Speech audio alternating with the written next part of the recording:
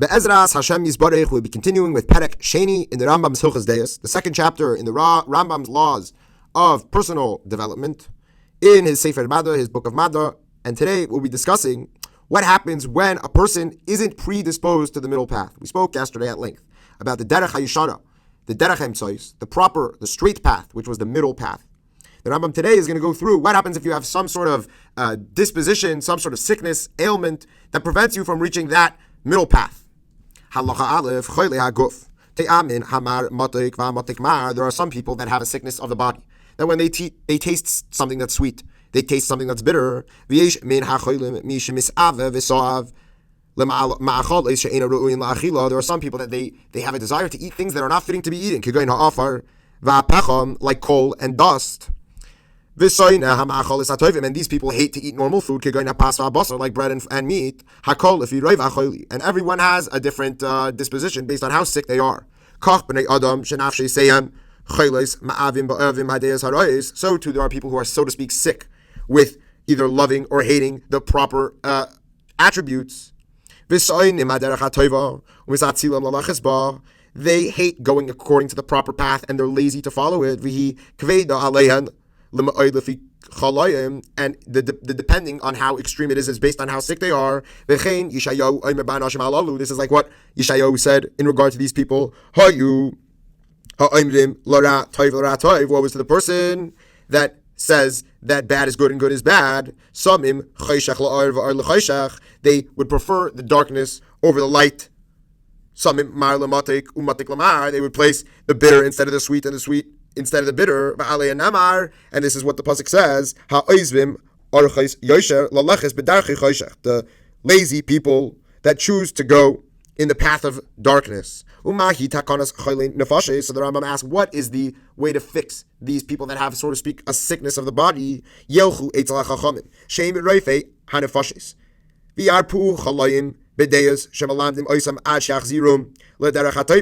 you should go to these wise people, which we're going to call the doctors of the soul. And it's important to note that while somebody who could be, let's say, a cardiologist, could have heart issues and he could still solve another person's heart issues, a person who's one of these chachamim, not only does he have to be able to give advice to fix somebody's ailment in terms of their own personal attribute lacking, but he himself has to be somebody who has a exemplified level of personal refinement. And he's going to go and he's going to teach them how to follow the right path until they return to go in the straight path. And there are certain people that they know that they have these negative predispositions, and they don't go to one of these sages. And again, let's point out that this could even be somebody who knows he has a problem, and he himself thinks that he's going to go and fix it. But when you're in jail, you need somebody else to help you out. So with regard to these people, this is what Shlomo HaMelech said: "Umusar avilim bazu," that fools, they are fools for scorning the wisdom, meaning they are pushing off the wisdom that could fix them. Halacha Beis, the Rambam asks, so how do we actually, once we get to these wise people, how do they fix the people that are sick in their soul? Mishu bal chema, let's say somebody is angry, we tell him that he shouldn't get mad even if somebody beats him or he's cursed. Meaning, it would be normal for somebody to get upset if somebody beat him or cursed him. But since this guy has a predisposition to get angry, even on something small, we tell him to remedy that. Don't even get upset when someone does something that's fitting to get you upset. And you should follow this way for a long time until this anger gets removed from your heart. And if he's very prideful, he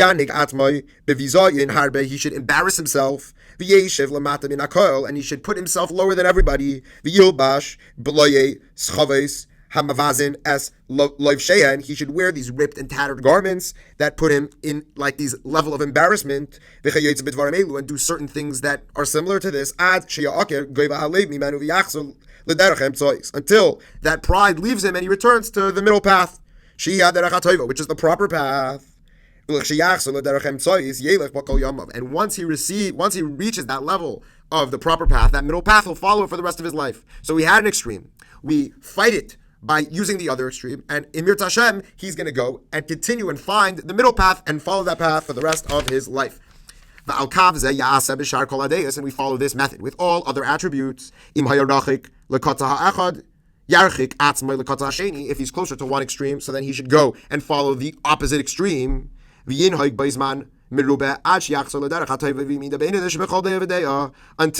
he follows it for a while, until he returns to the proper path, which is the middle path in every single attribute and personality trait. Halacha Gimel, the Rambam qualifies his statement by saying, now there are certain attributes that are so bad a person should never try to attain even an intermediate level. Rather, he should distance himself to the far extreme. For example, let's say somebody who has pride, and some want to point out, what about the contradiction between this statement and what we said in the previous parak about pride? So one of the commentaries explains that one of the possibilities is that, listen, even though in a perfect world, Hashem would want us to find this level of middle ground between pride, let's say anava, humbleness, but because we are human beings and we are unable to actually get to this middle ground, so therefore we have to look at ourselves as very lowly. The person shouldn't just be humble alone. He should put himself and make himself into this small creature and look at himself as insignificant. And therefore, that's why it said with regard to Moshe Rabbeinu, anav ma'od, that he was an extreme anav. But it didn't just say that he was humble. And the Frierdiker Rebbe points out with regard to this halacha that humility is not necessarily a contradiction for greatness. It's not a contradiction for leadership, and it's not a contradiction for rebuke. As we see, Moshe Rabbeinu was anav ma'od, but he was still the leader of the generation, and he was still rebuked the people, and he was still had lots of power, and he was still able to reach this level of humility. And therefore, our sages commanded us, ma'od ma'od have a shval ruach. Very, very much you should look at yourself as this small being. And they also said that somebody who looks at himself as this high level, he's actually going against the Hashem himself. Like the pasuk says, your heart will become glorified and you will forget Hashem, your God. And we also have a pasuk that says that you should ostracize one who has this level of pride, even if it's just a little. And so too with anger, it's a very bad attribute. A person should distance himself all the way to the opposite extreme. And he should never get mad, even if it's something that someone would say is fitting to get mad about. And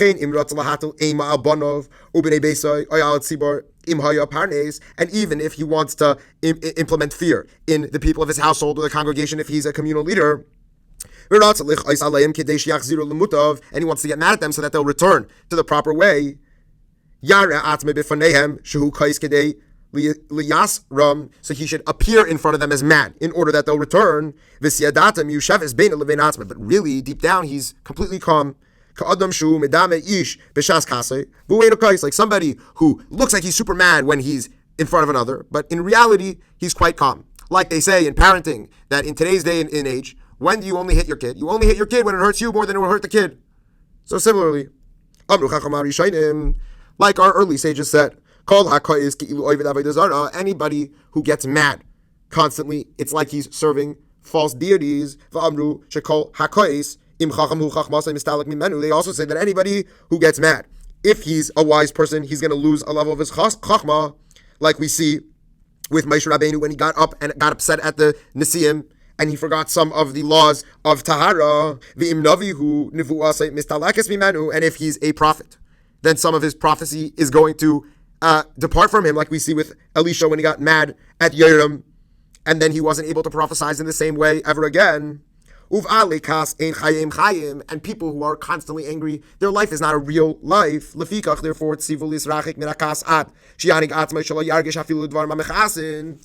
we're told to distance ourselves from getting angry until the point where even things that should get us angry don't. And this is the proper way, and the way of the righteous, the way of the righteous is that when they get humiliated, they stay silent and they do not humiliate. They hear shame about themselves and they don't return it. But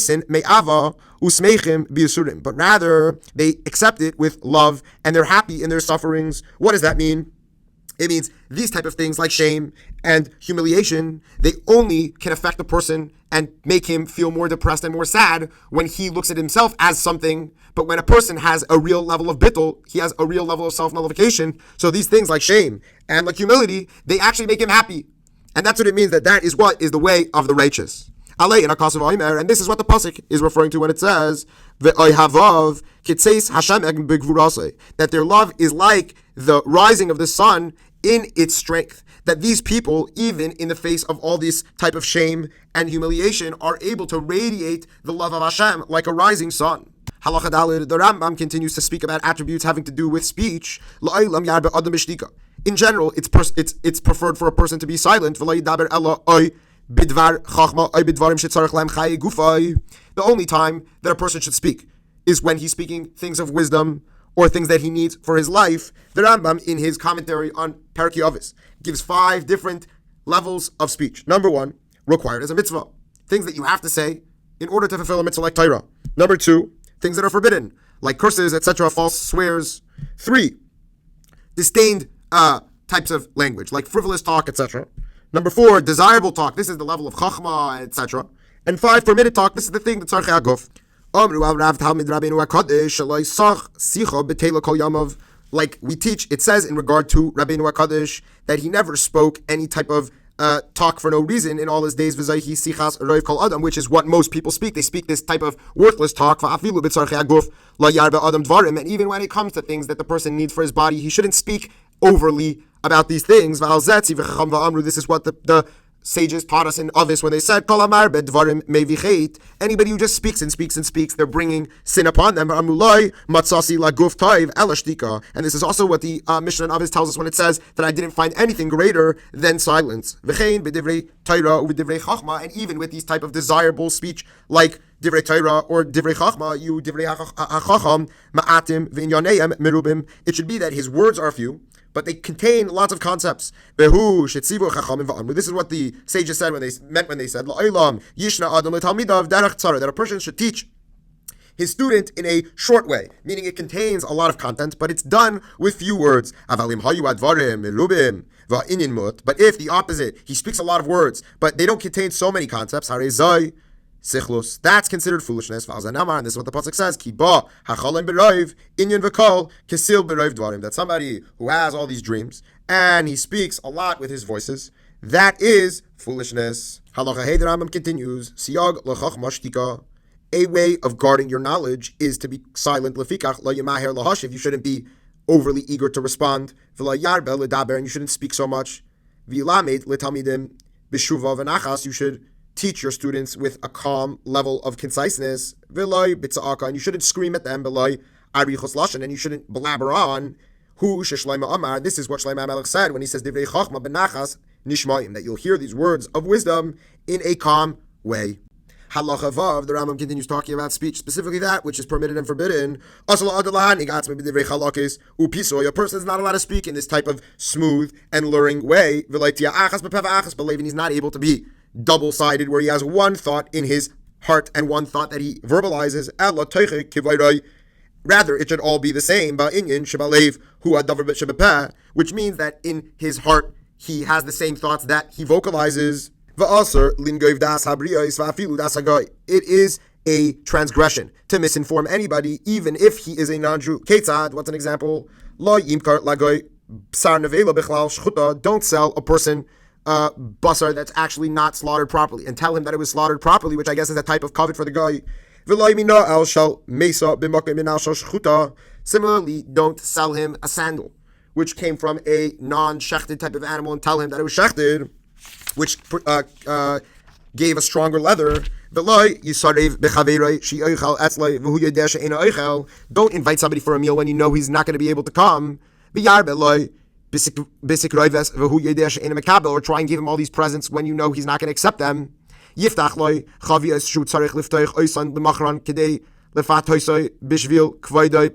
Don't open up new bottles of wine, which anyways you have to open up to sell, but you're opening them up where he's going to think that you're opening it because of his honor.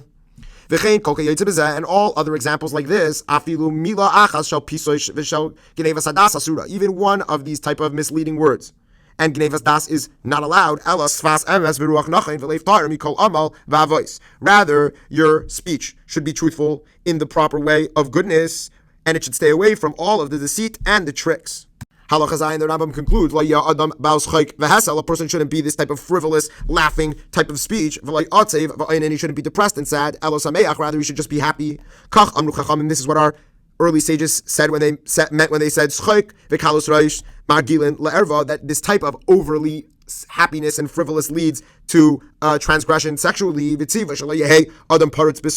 also, there's a commandment that men should not be laughing uncontrollably. They shouldn't be in a constant state of depression and mourning. Rather, he should accept every person with a nice smile and a good face.